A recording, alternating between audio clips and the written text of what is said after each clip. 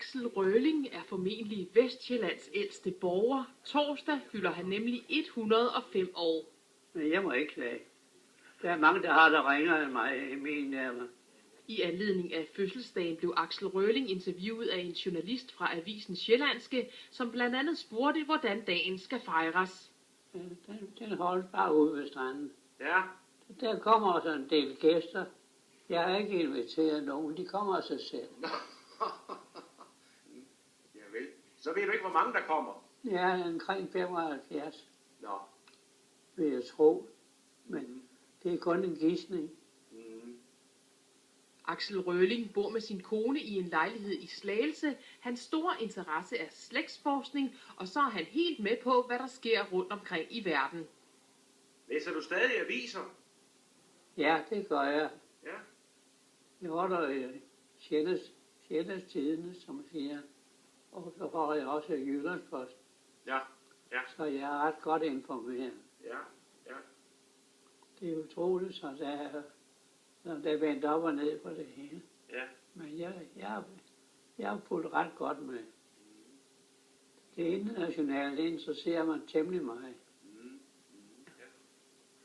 Og så har jeg en læseapparat her.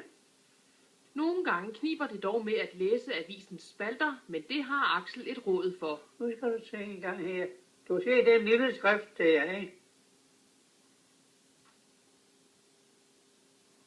Det kan du se, så bliver det større.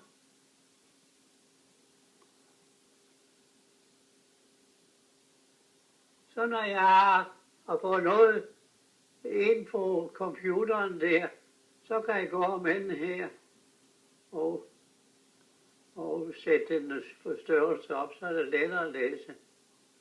Det er de færreste, der får lov at opleve verdens bevægelser i over 100 år, og ifølge Axel har samfundet ikke nødvendigvis ændret sig til det bedre. Den udvikling, der er kommet siden, den er så eventyrlig. Men er det blevet bedre? Nej, det tror jeg ikke.